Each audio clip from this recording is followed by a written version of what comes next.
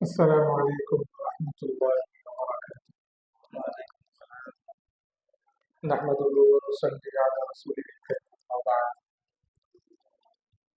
فقد قال الله تعالى في كلامه المجيد: أعوذ بالله من الشيطان الرجيم. بسم الله الرحمن الرحيم.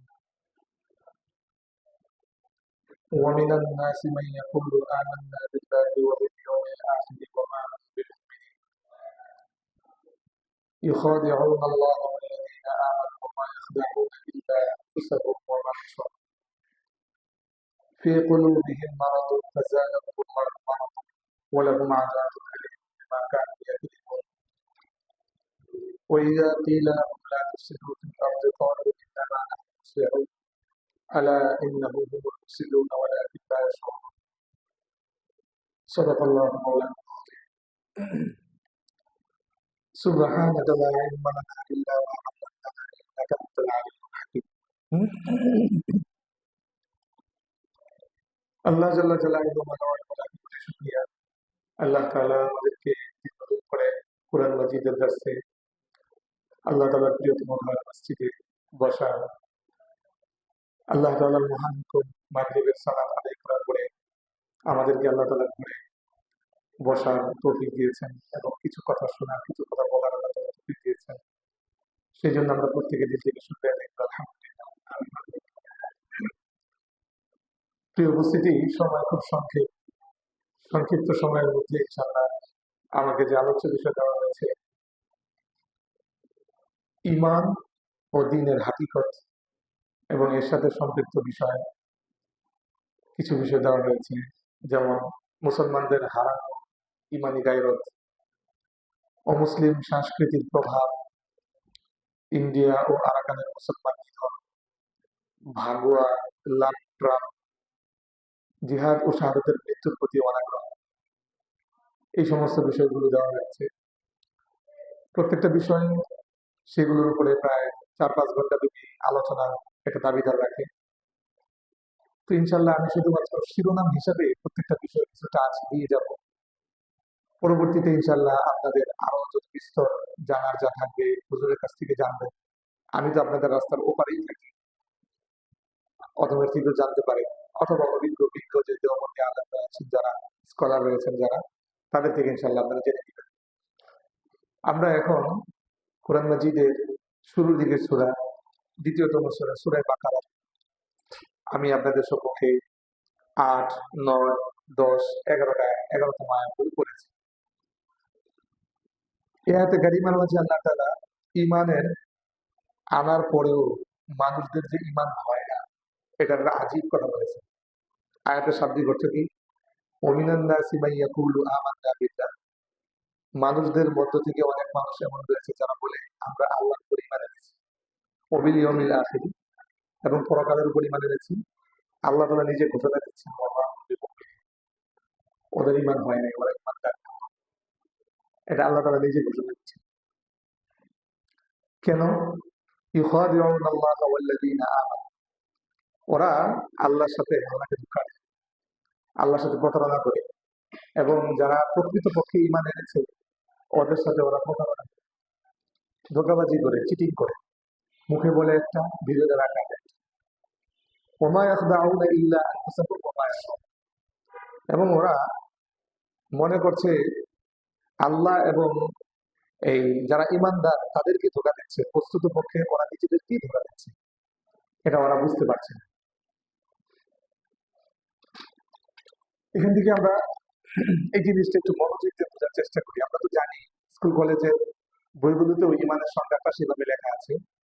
ঈমানটা সাধারণত 3টা জিনিসের নাম। এক নম্বর তো আমরা জানি তাসদীক বিল লিসান, অথবা তাসদীক বিল জানান, ইকরার বিল লিসান, এবং আমাল বিল আরকান।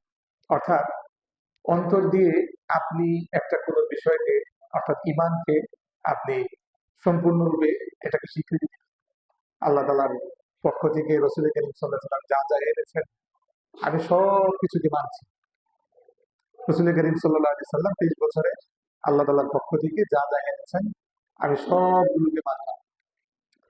এটা আপনি একটা অন্তর দিয়ে এটাকে আপনি বিশ্বাস স্থাপন করলেন। এক নম্বর বিষয়। ২ নম্বর বিষয় হচ্ছে এটাকে আপনাকে মুখে বলতে হবে। ৩ নম্বর বিষয় হচ্ছে এটাকে আপনাকে আমলে পরিণত করতে হবে। এখানে যেহেতু অনেক যুবক মানুষ এবং বিভিন্ন ক্যাটাগরির মানুষ আছে, সহজ বাংলায় ২টা উদাহরণ দিতে চাই। ১ নম্বর বিষয় হচ্ছে, যেমন মনে করেন আপনি আপনার ভাই বা বোনকে বিয়ে দিবেন। প্রথমত আপনি সেটা কল্পনাতে আনেন। আপনি কল্পনাতে এনে পরবর্তীতে আপনার ভাই অথবা বোনকে যে আপনি বিয়ে দিবেন, এটা আপনি প্রথমে অন্তর দিয়ে সেটাকে আপনি একটা কল্পনা করেন। কল্পনা যখন করেন যে আপনার ভাইকে কথা কথা আপনি এই বাঁধন পাড়ার কারোর সাথে কোনো মুসলিম মেয়ের সাথে আপনি বিয়ে দিতে চাচ্ছেন, তা আপনি এটা কল্পনা করেছেন, এটা আপনার দিলের মধ্যে এনেছেন। যখন দিলের মধ্যে এনেছেন, আনার পরে এরপরে আপনার সেটা মুখ দিয়ে বলতে হবে। আপনার ওই যে পক্ষ যে রয়েছে তাদেরকে সেটা মুখ দিয়ে বলতে হবে যে আমাদের আপনাদের ঘরের মেয়েটাকে আমাদের পছন্দ হয়েছে, তার দিনের এই ক্যাটাগরি রয়েছে, এই জন্য আমরা চাই আপনার ঘরের মেয়েটাকে বিয়ে করে আমাদের ঘরের ছেলের সাথে বিয়ে। এটা দ্বিতীয়ত স্টেপে আপনারা প্রস্তাব দেন, এটা মুখ দিয়ে বলে দেন।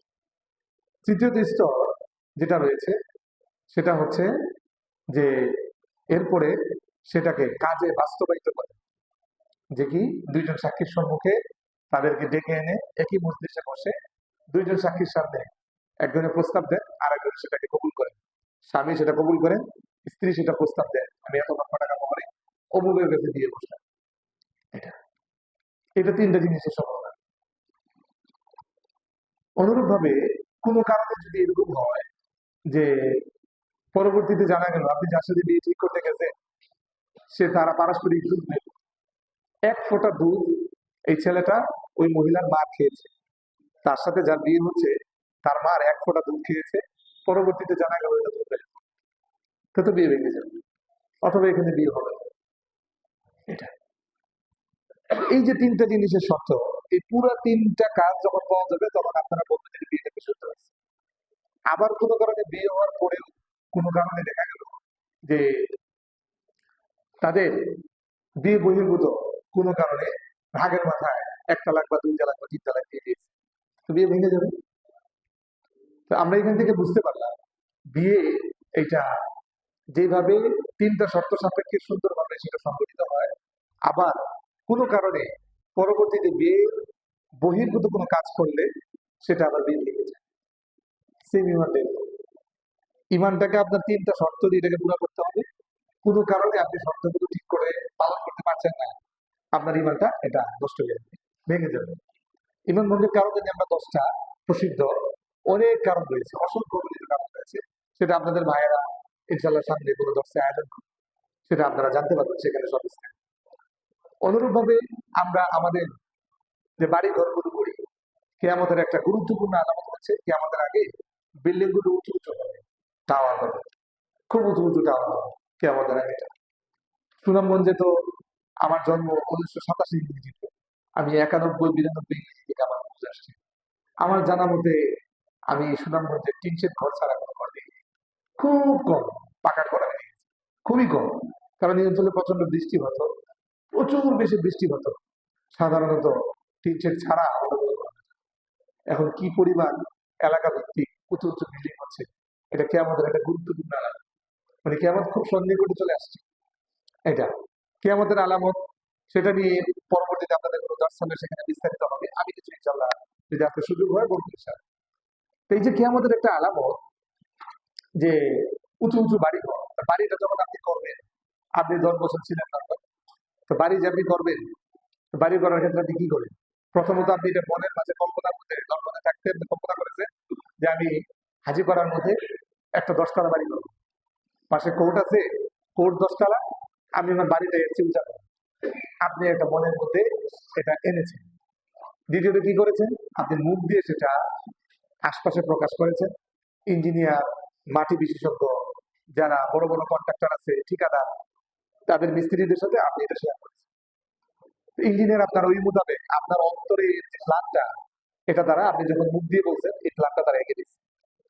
এঁকে দেওয়ার পরে আপনি সেই প্ল্যানটাকে নিয়ে আপনি বড় মাপের এক ঠিকাদার মিস্ত্রি যে রয়েছে তাদের কন্ট্রাক্টর যে রয়েছে তার সাথে আপনি বিষয়টাকে দিয়ে আপনি তার সাথে কত হাজার স্কোয়ার ফুট সে দিবে ইত্যাদি ইত্যাদি, এই মর্মে তার সাথে আপনি এটা কন্ট্যাক্ট করে সে বলছে 3 বছর আমি বাড়িটা 10 তলা বানাই, এত টাকা লাগবে, 10 তলা 3 বছর বানাই, 3 বছরে সে বানাই দিচ্ছে। বিসমিল্লাতে সে যখন কল গাড়তে গেছে, কল যখন গাড়তে গেছে একদম 600 ফুট নিচে চলে গেছে। জানি না আপনাদের এখানে পানির লেয়ার কত ফুট থাকে। রাস্তার ওই পারে আমরা কল গেছিলাম 570 ফুট, 570 ফুট নিচে গিয়ে দেখা গেল একটা পাথর পড়ছে। এত কষ্ট করে নিচে গেল, তার এই যে মুখে প্রকাশ, অন্তরে তার যে বিশ্বাস মুখে প্রকাশ এবং এই কাজ করা, এই সবগুলো কাজ তার বুঝতে এটা এটা হয়নি না। অনুরূপ ভাবে সুন্দরভাবে আরেক জায়গায় কল গেলে সে একটা 10 তলা বাড়ি বানাই দিচ্ছে। বানানোর পরে আপনারা জানেন আজকে মানে এই বিগত যে রাতটা গেল, এই রাত্রে কিন্তু ভূমিকম্প হয়েছে, আপনারা সেটা হয়তো অনেকেই জানেন। এবং গত কিছুদিন আগে যে ভূমিকম্প হয়েছে বাংলাদেশের ইতিহাসে সবচেয়ে বড় ভূমিকম্প হয়েছে, এটা ঘন ঘন এখন দেখতে পাবেন, এটা এখন খুব ঘন ঘন দেখতে পাবেন। কারণ আল্লাহ পাকের এটা অমোঘ বিধান। রাসূল করিম সাল্লাল্লাহু আলাইহি ওয়াসাল্লাম বলে দিয়ে গেছেন, যখন ব্যভিচারের মাত্রা বেড়ে যাবে তখন মানে প্রচন্ড ভাবে আল্লাহ পাকের রাগ গোসা এবং আল্লাহ পাকের গায়রত এটা মারাত্মক ভাবে জেগে উঠবে, যার ফলে ভূমি থেকে উঠবে। এটা মানে এটা অমোঘ বিধান আল্লাহ পাকের, মানে আজীব এক, এটার সাথে আজীব এক মিল। যে ব্যভিচারের জন্য সেটা নাউজুবিল্লাহ যুবক যুবতীদের তারা অপকর্ম করে আল্লাহ পাকের প্রচন্ড পর্যায়ের গুনাহ করে, যদি শরিয়া থাকতো তাহলে তাদেরকে অবিবাহিত হলে 100টা বেত রাখার জন্য সম্পর্কে মারা হতো। আর শরিয়া যদি থাকতো তাহলে মনে করেন বিবাহিতদেরকে জনসম্মুখে এরকম পাথর নিক্ষেপ করে তাদেরকে হত্যা করা হতো। এত ধরনের মানে কঠিন শাস্তি, এটা সেই কাজ এই যুবক যুবতীরা আসছে মনে করেন দেখা গেল আনাচে কানাচে হোটেলের খাটে তারা ওই কাপাকাপি এটা করছে। আল্লাহ পাক প্রচন্ড ভাবে আল্লাহ পাকের গায়রত এটা বাঁধে। আল্লাহ পাক বলতেছে তোরা মানে আমার এই সমাজটাকে মানে এতভাবে দিয়ে দিলাম, সেটাকে এইভাবে নাপাক করতেছ কাপাকাপি করে, আমি গোটা দুনিয়াকে কাঁপিয়ে দিব, যেখানে বেশি হবে সেখানে কাঁপিয়ে দিব। এটা আল্লাহ পাকের অমোঘ বিধান। এই জন্য আল্লাহ পাক এটা যেহেতু ব্যভিচারের মাত্রা, সুনামগঞ্জে একজন বিজ্ঞ ডাক্তার, তিনি আমাদের খুব ঘনিষ্ঠ আত্মীয়, তিনি এই ওই রোগ বিশেষজ্ঞ, উনি ওনার সাথে প্রায় আমার বিস্তারিত কথা হয়, নসিহত সম্পর্কে অনেক কথাবার্তা হয়। উনি বলেন যে প্রায় প্রতিদিন উনি 100 থেকে 150 রোগী দেখেন প্রায়, খুব বড় মাপের ডাক্তার, ঢাকার ডাক্তার, সুনামগঞ্জে ওনার পোস্টিং হয়েছে, সুনামগঞ্জে রোগী দেখেন। তো বলতেছেন প্রায় বলা যেতে পারে 30 থেকে 40 জন নারী প্রতিদিন, যদি শতকরা প্রায় 30% নারী পুরুষ এমন পাচ্ছেন যে যারা এই রোগে অপরাধী, এই রোগে অপরাধী ওনার কাছে এসছেন ভয়প্রসন করতে, অথবা নানানভাবে তারা রোগে আক্রান্ত হয়েছে, এটার ফলে দেখা গেল তারা বিভিন্ন ভাবে ক্ষতিগ্রস্ত হচ্ছে, এখন ওষুধের জন্য তার কাছে শরণাপন্ন হয়েছে। মারাত্মক, এটা কিন্তু খুব বড় মানে জটিল। তো এই জন্য মনে করে দেখা যাচ্ছে যে এই মর্মে এটা প্রচন্ড ভাবে আল্লাহ রাব্বুল ইজ্জতের গায়রতের মাঝে প্রচন্ড ভাবে এটা বাধে। এটা তো যে কথাটা আমরা ছিলাম, 10 তলা বিল্ডিং উনি বানালো, ওরকম বড় মাপের একটা ভূমিকম্প হলো। উনার বিল্ডিং এর মূল যে দিকটা, এটার মধ্যে ফেটে বিল্ডিং এর একটা পাশ শুধু 1 ইঞ্চি তো হেঁটে গেছে। 10 তলা বিল্ডিং 1 ইঞ্চি পরিমাণ মাত্র গেছে। সাথে সাথে সমস্ত ইঞ্জিনিয়াররা কি বলবে, পুরা বাড়ি সিলগালা করে, পুরা বাড়ি ব্যবহারের মতো উপযুক্ত, এটা দ্রুত আবার থাকতে হবে, এটা আপনাকে নোটিশ দিয়ে গেলাম, 1 মাসের মধ্যে এটা ভেঙে শেষ করতে হবে, নাহলে আশপাশে যারা আছে বানাতে হবে এটা। তো আমরা বুঝতে পারলাম যে 3টে জিনিসের সমন্বয়ে লন্ডনে এই মানুষটা একটা বিল্ডিং বানালো। বানানোর পরে তিনি কোনো কারণে যে বিল্ডিং ওনার ক্ষতিগ্রস্ত হলো, সাথে সাথে ওনাকে প্রয়োজনে এটা ভেঙে দিতে হবে। এটা আমাদের ইমানটা উচিত, আমাদের ইমানের অবস্থাটা এটা মনে করেন রাসূল করিম সাল্লাল্লাহু আলাইহি ওয়াসাল্লাম বলেছেন, কিয়ামতের আগে ইমানটাকে হাতে রাখা, জ্বলন্ত অঙ্গার হাতে রাখা যেভাবে কঠিন, কিয়ামতের আগে ইমানটাকে রাখা যাবে। অনুরূপ ভাবে এই কিয়ামতের আগে মানুষ সকালে ইমান আনবে তো বিকাল ইমান হারাবে, বিকাল ইমান আনবে তো সকাল ইমান হারাবে, এরকম ঘটনা ঘটবে। এটা অহরহ, যেটা এখন আমরা বাস্তবে দেখতে পাচ্ছি, এখন আমরা এটা বাস্তবে জিনিসটা দেখতে পাচ্ছি। এটা আমাদের এই ইতিহাসের মধ্যে মানে এরকম ফেতনার মধ্যে আমরা কখনো পড়িনি, যে আমরা এখন যে ফেতনার মধ্যে পড়েছি। ইতিহাসের মাঝে বাংলাদেশের ইতিহাসে অন্তত, বাংলাদেশের জীবনের ইতিহাসে 53 বছরের যে ইতিহাস, এই ইতিহাসের মাঝে আমরা কখনো এরকম ফেতনার মাঝে পড়িনি। কি ফেতনার মধ্যে পড়ছি? আমরা প্রত্যেকেই কোনো না কোনো ভাবে একটা মারাত্মক ভাবে 17 বছর একটা মারাত্মক কষ্টের মধ্যে ছিলাম। মারাত্মক একটা কষ্টের মধ্যে ছিলাম। আল্লাহ পাক কুদরতি ভাবে 36 দিনে আমাদেরকে মুক্তি দিয়েছে। 36 দিনে আল্লাহ পাক মুক্তি দেওয়ার পরে অতীত যত জাতি এভাবে গিয়েছিল, যেমন বনি ইসরাইল, তারা ফেরাউনের ভিতরে তারা মারাত্মক ভাবে ক্ষতিগ্রস্ত ছিল। তখন ফেরাউনের সম্প্রদায় তাদেরকে অনেক নির্যাতন করত। আল্লাহ পাক ফেরাউনকে লোহিত সাগরের মধ্যে তার সদল বলে ডুবিয়ে মেরেছেন। অতঃপর ওরা ঠিকভাবে আল্লাহ তাআলাকে মানে। আল্লাহ তাআলা এই কথাটা সূরা আরাফের 94 নম্বর আয়াতের মধ্যে আল্লাহ তাআলা খুব আক্ষেপ করে বলতেছেন, ওমা আরসালনা ফি কারিয়াতিন মিন নাবিয়্যিন ইল্লা আখাযনা আহলাহা বিল বাসাই ওয়াদ দাররাই লাআল্লাহুম ইয়াদদাররুন। যখন কোনো জাতিকে আল্লাহ তাআলা কোনোভাবে যখন কোনো ধরনের বিপদগ্রস্ত করে রাখেন, সেই বিপদ থেকে আল্লাহ তাআলাই উদ্ধার করেন। তো আল্লাহ তাআলা যখন কুদরতিভাবে উদ্ধার করবে, তাদের মাঝে 3টা গুণ থাকা জরুরি। যদি 3টা গুণ থাকে, তাহলে আল্লাহ তাআলা ওয়ালাউ আন্না আহলাল কুরা আমানু ওয়াত্তাকাউ লাফাতাহনা আলাইহিম বারাকাতিন মিনাস সামাই ওয়াল আরদি ওয়ালাকিন কাযযাবু ফাআখাযনাহুম বিমা কানু ইয়াকসিবুন। 3টা গুণ যদি তাদের মাঝে থাকে, তাহলে আল্লাহ তাআলা তাদেরকে তাদেরকে 3টা গুণে 3টা আল্লাহ তাআলা বিশাল বড় নিয়ামতে আল্লাহ তাআলা ভূষিত করবে। যদি 3টা গুণ থাকে, কি কি গুণ? 1 নম্বর গুণ তাদের মাঝে লাগবে, প্রচন্ড ভাবে আল্লাহর দিকে আরো বেশি মানে অভিমুখী হতে হবে।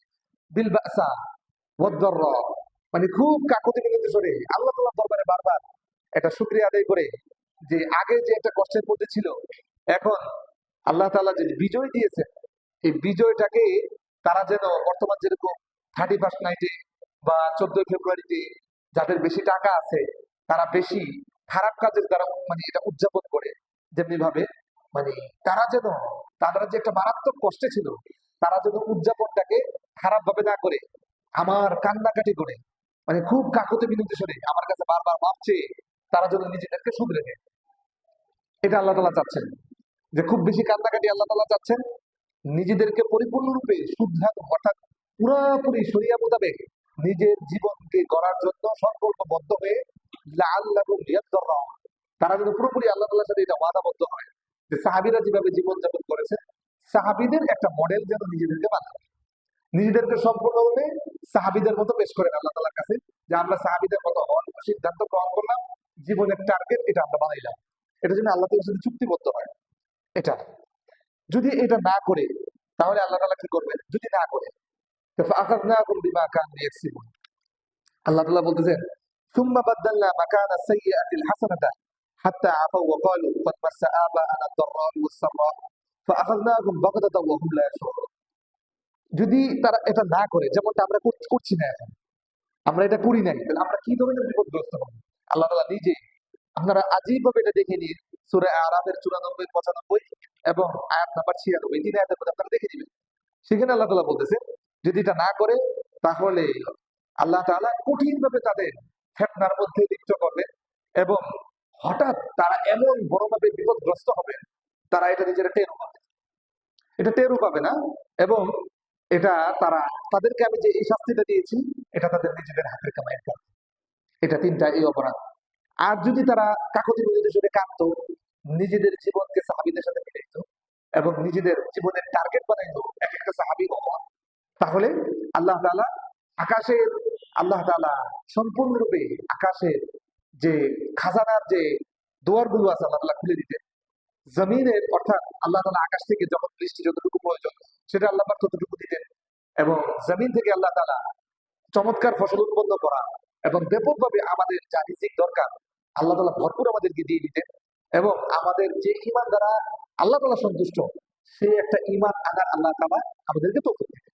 এই 3টা পুরস্কারে আল্লাহ তাআলা ঘোষিত করতেন। এই কথাটা আল্লাহ তাআলা খুব চমৎকার ভাবে সূরা আরাফে এবং পারা নাম্বার 9 প্রথম এবং দ্বিতীয় পৃষ্ঠায় খুব চমৎকার ভাবে বলেছেন আল্লাহ তাআলা এটা। কিন্তু আমরা তো করি না, করার ফলে আমাদের কি হচ্ছে?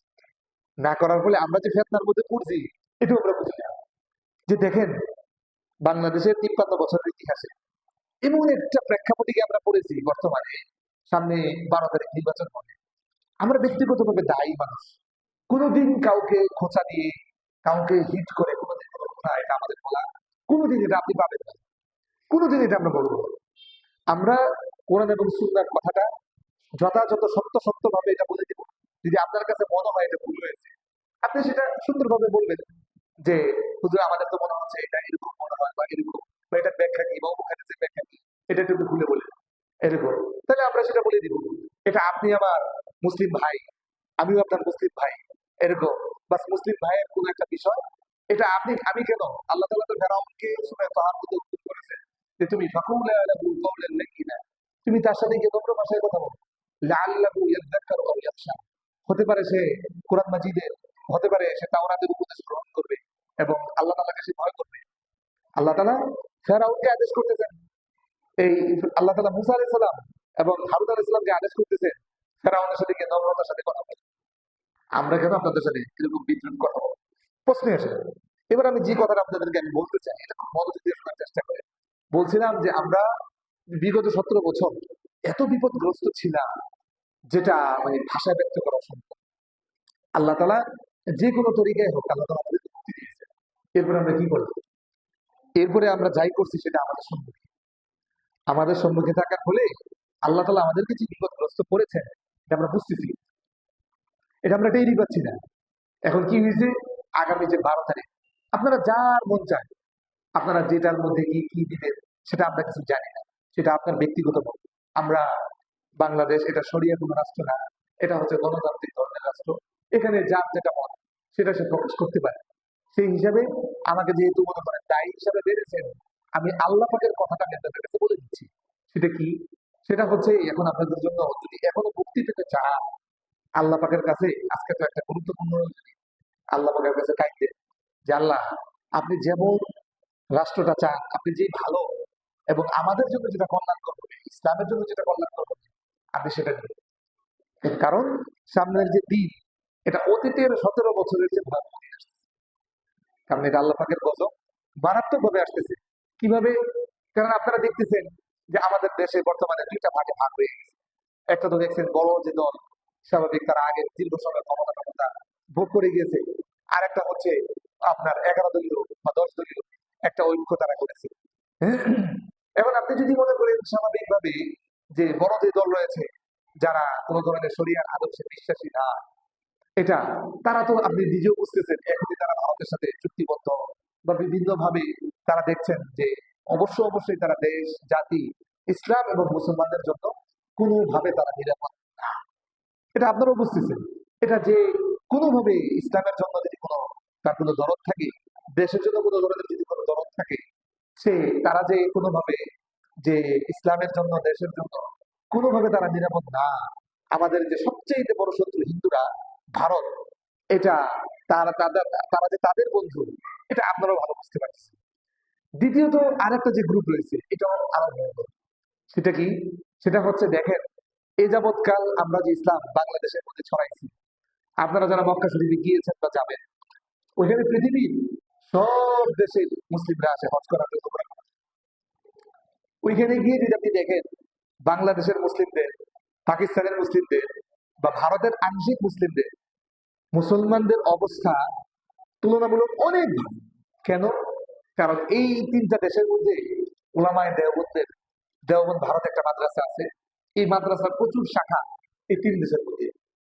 এই তিন দেশের মধ্যে যেহেতু এই তিনটা দেশের মধ্যে দেওবন্দ যে ভারতের যে মাদ্রাসা আছে, ইউপি প্রদেশের মধ্যে একটা মাদ্রাসা আছে, এই মাদ্রাসার প্রচুর শাখা এই বাংলাদেশ ভারত পাকিস্তান। এদের প্রভাবের কারণে যে ব্যাপকভাবে আপনাদেরকে, যে আমি ওই শাখারই একটা নগণ্য, আমি পিছনের বেঞ্চের একটা ছাত্র ওই শাখায়, এবং আমি নিজে ওই মাদ্রাসার একটা শাখা খুলেছি, রাস্তার ওই পারে দেওয়ানো পর্যন্ত একটা মহিলা মাদ্রাসা খুলেছি। আমরা এই মাদ্রাসার বা দেওবন্দের মূল আদর্শ বা চেতনাটা কি? দেওবন্দের আমরা মূল আদর্শ বা চেতনা, এটা অনেকে বুঝে না বা জানে। আমি আপনাদের কাছে বলে দিই, এটা রেকর্ড হয়ে গেছে, তারা এটা ছাড়বে। দেওবন্দের মূল আদর্শ বা চেতনা তারা যারা করেছেন, তারা চাচ্ছেন যে আমি যেহেতু দেওবন্দের একজন ছাত্র, তারা আমাদেরকে চেয়েছেন যে আমাদেরকে সম্পূর্ণরূপে ল্যাংড়া বানায়, আমাদেরকে সম্পূর্ণরূপে লুলা বানায়, মানে আমাদের যেটা পাওনা থাকে, আমাদের যদি কোনো ধরনের হাত না থাকে, সম্পূর্ণরূপে অন্ধ বানাই দিই, আমাদের যদি কোনো চোখ না থাকে, সম্পূর্ণরূপে জবান না, মানে বোমা বানাই দিই, আমাদের যদি কোনো জবান না থাকে, সম্পূর্ণরূপে বধির বানাই দিই, আমাদের যদি কোনো কান না থাকে, আমাদের যদি এগুলো কোনো কিছু না থাকে। কারণ যদি এগুলো থাকে, আপনারা ছোট ছোট একটা হাদিস পড়েছেন, হুব্বুদ দুনিয়া রাসু কুল্লি খাতিয়াতিন, দুনিয়ার ভালোবাসা সমস্ত খারাপের মূল, সমস্ত খারাপের মূল। দুনিয়ার লোভ লালসা সবকিছুর মূল। আমাদের দেওবন্দের বিপরীতে বহু আগে প্রতিষ্ঠা হয়েছে আলিয়া মাদ্রাসা, এবং দেওবন্দের যে আমাদের পাঠ্য সিলেবাস, এটার চেয়ে মানে 1000 কোটি গুণ সিলেবাস আলিয়া মাদ্রাসা সুন্দর।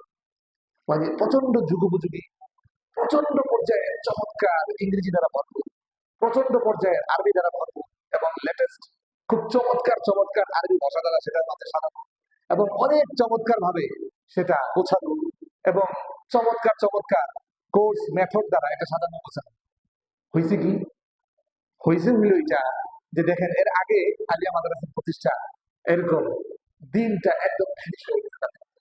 আজকে যদি আপনি আলিয়া মাদ্রাসার দিকে তাকান, সেখানে দিনের কোন রূপ আপনি সেখানে খুঁজে পাবেন না। দিনের যে অরিজিনাল মডেল সাহাবাইকরা, সাহাবাইকরা যদি বলেন, হে মুআজ, তুমি এখানে জীবিত হও, আমি তোমার দিকে একবার তাকিয়ে আমি আলিয়া মাদ্রাসার দিকে একটু তাকাতে চাই, দেখি এখানে দিনটা কতটুকু আছে। হে আবু বকর, তুমি এখানে জীবিত হও, তোমার জীবনটাকে যদি আমি দেখি আর আলিয়া মাদ্রাসার দিকে যদি তাকাই, এখানে দিনটা আমি জীবিত পাবো না। এখানে দিনের সাথে কোনো ধরনের কোনো মিল নেই। কেন? যে তারা ওইখানে যে যুগোপযোগী যে মানুষগুলোকে করতে চেয়েছেন এরকম, আর আমাদেরকে বিপরীতে কি চেয়েছেন, যে আমরা ল্যাংড়া, শুধু বললাম ল্যাংড়া কেন, আমরা এত এত ভালো আরবি জেনে আমরা যেন পাও দিয়া বাংলাদেশের যে মনে করেন আমাদের যে দূতাবাস আছে, সৌদি আরবের আছে, দুবাইয়ের আছে, একটা দূতাবাসের বেতন দেয় মনে করেন 1.5 লাখ টাকা এরকম। ঢাকা ইউনিভার্সিটির এক একটা লেকচার দিলে যে শিক্ষকগুলো আছে, যে লেকচারার, তাদের মনে করেন বেতন আছে 1 লাখ টাকা। আমরা যদি এরকম হই, তাহলে আমরা মনে করি যে কঠিন মাদ্রাসায় আপনাদের দিয়ে মেহনত করা এটা করবো না, এটা জীবনও করবো, তাহলে মেহনত কি করবো? বাংলাদেশের ছাড়া, ভারত পাকিস্তান বাংলাদেশ ছাড়া অন্যান্য দেশে এই জিনিসটাই করছে। ঈশ্বরে নারী পুরুষ একসাথে বসে মনে করেন আড্ডা মারতেছে, হজ করতেছে, একই সাথে বসে, এরকম কোনো ধরনের কোনো পর্দা নেই, কোনো ধরনের কোনো পর্দা নেই। তারপরে মনে করেন অন্যান্য যে সমস্ত দেশগুলো আপনি দেখবেন, যদিও এখানে রাসূল করিম সাল্লাল্লাহু আলাইহি ওয়াসাল্লামের অনেক ওহী নাজিল হয়েছে, এরকম পর্দা নেই, বিলকুল কোনো পর্দা নেই। এটা এরকম অনেক ধরনের হালাল হারামের কোনো বিচার নেই। আল্লাহ পাকের কঠিন বিধান যে সুদের বিধান, এটা কোনো ধরনের তারা দেখা যাচ্ছে এটা কোনোভাবে এটা কোনো ভয় পাচ্ছে না। এটা তো তারা চেয়েছে, দেওবন্দ চেয়েছে আমাদেরকে ল্যাংড়া গুলা এরকম অন্ধ বধির এগুলো বানাতে, যেন আমরা এই 10,000 টাকা, 12,000 টাকা, 15,000 টাকা বেতনে, যেটা একটা অটো ড্রাইভারের মনে করে মাসে ইনকাম আছে 20 থেকে 30,000 টাকা, এরকম মানে একটা নিম্ন কোনো ধরনের মজুরির চেয়েও ন্যূনতম মজুরি যার হবে, তিনি যেন এখানে মসজিদে পড়ে থেকে তার তো প্রয়োজন পুরো হচ্ছে না, সেই জন্য আল্লাহ দরবারে কাঁদে যে আল্লাহ আমাকে আপনি মাফ করে দেন, আমার অভাবটা বাড়ায় দেন। আল্লাহ তাআলা কান্নাটা খুব বেশি পছন্দ করে। আমাদের সুনামগঞ্জের একটা বিখ্যাত মাদ্রাসা আছে, দুর্গাপুর মাদ্রাসা। এটা পুরো সুনামগঞ্জের মধ্যে এটা একটা কবর মাদ্রাসা। কেন? এই মাদ্রাসা যিনি প্রতিষ্ঠাতা ছিলেন, শেখ গাজীনগর রহমতুল্লাহ আলাইহি, উনি শেষ সাথে এই মাদ্রাসার জন্য ঘন্টা 2-3 প্রত্যেক দিন কাঁদতেন। আল্লাহ পাকের দরবারে এই কান্নাকাটিটা খুব ভালো লাগে। করোনার সময় যেরকম মনে করেন অনেক মাদ্রাসা বন্ধ হয়ে গেছিল, যদি বাংলাদেশের মধ্যে বা পৃথিবীর মধ্যে যত ধরনের করোনার যে বড় ধরনের কোনো দুর্ভিক্ষ দেখা দেয়, সবকিছু যদি বন্ধ হয়ে যায়, এই মাদ্রাসা কোনোদিন বন্ধ হবে না। আপনারা দেখেন, এই মাদ্রাসা কোনোদিন বন্ধ হবে, এটা আল্লাহ তাআলা কবুল করে দিয়েছে। এর অর্থ এটা না ওইখানে যারা পড়বে বা পড়ায় তারা করবে, আমি এটা বলিনি। এটা বলছি এটা একটা আল্লাহ তাআলার, যেহেতু এটা দেওবন্দের একটা ব্রাঞ্চ, এই ব্রাঞ্চটাকে আল্লাহ তাআলা কবুল করে, এটা থাকবে, এটা থাকবে যুগ যুগ কিয়ামত পর্যন্ত, এটা থাকবে কেমন পর্যন্ত, এটা থাকবে। অনুরূপভাবে বাংলাদেশে পটিয়া মাদ্রাসা আছে, হাটাদারি মাদ্রাসা আছে, এগুলো কিয়ামত পর্যন্ত থাকবে। এটা যুগ যুগ যাবত কোনোদিন এটা নষ্ট হবে। কারণ এই মাদ্রাসা যারা প্রতিষ্ঠাতা ছিলেন, তারা এত বেশি আল্লাহ তাআলার দরবারে কেঁদেছেন, আল্লাহ পাক এই কান্নাটাকে পছন্দ করেছেন। পছন্দ করে আল্লাহ পাক সামগ্রিকভাবে এত বেশি ওখানে সব ধরনের আলহামদুলিল্লাহ আয়োজন আল্লাহ তাআলা করে দিয়েছেন। এগুলো কোনোদিন বন্ধ হবে না, দেখবেন ইনশাআল্লাহ, কোনোদিন হবে না। এটা তো এরা চাচ্ছেন আমাদের ওই সমস্ত সন্তানদেরকে, আমাদেরকে তারা চাচ্ছেন ল্যাংড়া লুলা আতর বানাই দিন। আপনারাও, আমি বিশেষভাবে আপনাদেরকে বলি যে দেখেন দুনিয়ার জিন্দিগি আপনার করে দিয়ে, আপনি আপনার ছেলে মেয়েদেরকে হযরতে ইব্রাহিম আলাইহিস সালাম, আপনি নিজে ইব্রাহিম আলাইহিস সালামের আদর্শে আদর্শিত হন। আল্লাহ তাআলা নিজে 28তম পারা সূরা মুমতাহিনার মাঝে বলতেছেন, লাকাদ কানা লাকুম, যে উসওয়াতুন ফি ইব্রাহিম ওয়াল্লাযীনা আমানু মাআ ইয ক্বালু লিকাওমিহিম ইন্না বুরাআউ মিনকুম ওয়া মিম্মা তা'বুদুনা মিন দুনিল্লাহ। আল্লাহ তাআলা সেখানে বলতেছেন যে ইব্রাহিম আলাইহিস সালামের মাঝে قد كانت لكم أسوة حسنة ফি ইব্রাহিম ওয়াল্লাযীনা মাআহু। ইব্রাহিম আলাইহিস সালামের মাঝে আমাদের জন্য উত্তম আদর্শ রয়েছে। কেন? যে আপনারা নিজেদের জীবনকে সম্পূর্ণরূপে আল্লাহর কাছে সমর্পণ দাও এবং নিজেদের বাচ্চাদেরকে ইব্রাহিম আলাইহিস সালাম যেরকম ইসমাইল আলাইহিস সালামকে জবাই করার জন্য দিয়ে গিয়েছেন, আপনারা নিজেদেরকে আপনাদের বাচ্চাদেরকে জবাই করার জন্য অর্থাৎ কোরবান কাছে দিয়ে দিন। এটা একটা আপনার সম্পদ। ওমর ইবনে আব্দুল আজিজ যখন দুনিয়া থেকে বিদায় নেন, তখন তার যারা সভাসদ ছিল, উজির ছিল, তারা বললো আপনি আপনার ছেলে মেয়েদের জন্য কিছু ওষুধ করে যান, যাতে করে আমরা রাষ্ট্রীয় কোষাগার থেকে তাদেরকে ভাতা চালু করতে পারি। তো কেন? কোরআন মাজিদের মধ্যে 28 নম্বর আরেক সূরার মাঝে আছে, ওহু ইয়াতাওয়াল্লা সালিহিন। আল্লাহ তাআলা তো সৎকারী যারা, যারা সৎ ব্যক্তি, তাদের জন্য আল্লাহ তাআলা সবচেয়ে উত্তম অভিভাবক। আর আমি আমার বাচ্চাদেরকে সর্বোচ্চ পর্যায়ে সৎ বানানোর জন্য চেষ্টা করেছি। অতএব যদি তারা সৎ হয়, তাহলে তাদের তো উত্তম অভিভাবক আল্লাহ তাআলা, উত্তম অভিভাবক আল্লাহ তাআলা। এরকম আমি তাদের জন্য কোনো ধরনের রাষ্ট্রীয় কোষাগার থেকে আমি তাদের জন্য কোনো ধরনের ওসিয়ত করে যাব না, কোনো ভাতা চালু করে যাব না। আর যদি তারা অসৎ হয়, তাহলে তো আমি একটা অসৎ মানুষের জন্য রাষ্ট্রীয় কোষাগার থেকে ভাতা চালু করে গেলাম, যেটা মানে আযাব কবরে আমাকে পোহাইতে হবে, আমি এই ব্যয় ভার দিতে পারবো না। এটা, অতএব যদি তারা সৎ হয়, আমি আপ্রাণ চেষ্টা করি যে তাদেরকে সৎ বানানোর জন্য, এটা। এবং তারা যদি সৎ হয়, তাহলে আমি স্বাভাবিক তাদেরকে সৎ বানানোর চেষ্টা করছি, সৎ হলে তাদের অভিভাবক হবে না আল্লাহ। এটা, এই জন্য আমি আপনাদেরকে বিশেষভাবে বলি, আমাদের এখন অনেকে বোঝে না আমাদের রাষ্ট্রীয় স্বীকৃতি দরকার, অমুক দরকার, তমুক দরকার, বড় বড় লেভেলে আমরা চাকরি করতে পারি না, এরকম স্কুলে ধর্মীয় শিক্ষক হওয়া দরকার। আরে ভাই, ধর্মীয় শিক্ষক ওই যে আমাদেরকে লেখরা লুকা আতর বানিয়ে দিয়েছে, ধর্মীয় শিক্ষকে যাবো? ইমান তো এটা জটিল জিনিস না। ইমান এটা জটিল জিনিস। হযরত ওমর রাদিয়াল্লাহু আনহু রাসূল করিম সাল্লাল্লাহু আলাইহি সাল্লামের বিবি আম্মাজান সাউদা রাদিয়াল্লাহু আনহাকে রাতের বেলা তার প্রাকৃতিক প্রয়োজন বাইরে যে হাঁটতে, সারার জন্য হাঁটতে দেখেছেন। হযরত ওমর রাদিয়াল্লাহু আনহু বলছেন, আমি এটা বুঝে গেছি, বিচারক দেখছি তোমাকে চিন্তা করছি, তুমি বাইরে বাইরে বেরোতে পারো। আল্লাহ পাকের কঠিন হুকুম যে মেয়েরা সাধারণত যে এইভাবে যে মনে করেন যে এই আল্লাহ তাআলার হুকুম ওখানে দিয়ে বিরতি করতে ওয়ালা তাবাররাজনা তাবাররুজাল জাহিলিয়াতিল উলা, যে হে নারী সম্প্রদায়, তোমরা সদা সর্বদা ঘরের ভিতরে থাকো, যদি তোমরা ঘরের বাইরে যাও তাহলে সূরা আহজাবের মধ্যে আল্লাহ তাআলা 22 নম্বর প্রথম পৃষ্ঠায় বলতেছে, তাহলে তোমরা প্রাচীন জাহিলিয়ত, তো এটা ভালো ছিল, তখনের মেয়েদের গায়রত ছিল, তোমরা আধুনিক জাহিলিয়ত প্রকাশ করবে, যেটা বর্তমান দেখে আধুনিক জাহিলিয়ত, আজীব এক আধুনিক জাহিলিয়ত। আধুনিক জাহিলিয়তের কি কি রূপরেখা? আপনারা কি চেয়েছেন? আপনাদের মেয়েদেরকে প্রচন্ড ভাবে ইংরেজি শিখান। ইংরেজ তো এমন এক ভাইরাস, যেমনি ভাবে মনে করেন যে আমরা যে স্বাভাবিকভাবে একজনের অপরজনকে রক্ত দিই, রক্ত দিয়ে আপনি আপনার তার জীবনটা মরণাপন্ন ছিল, আপনি তাদেরকে আল্লাহ তাআলা কুদরতি ভাবে আপনি তাদেরকে আল্লাহ কোন বাঁচিয়ে রাখেন, আল্লাহ পাক বাঁচিয়ে রেখেছে, আপনি স্বাভাবিক রক্ত তাদেরকে দিন। এটা, এটা একটা আপনি তাদেরকে স্বাভাবিকভাবে আপনার থেকে তাকে রক্ত দিন।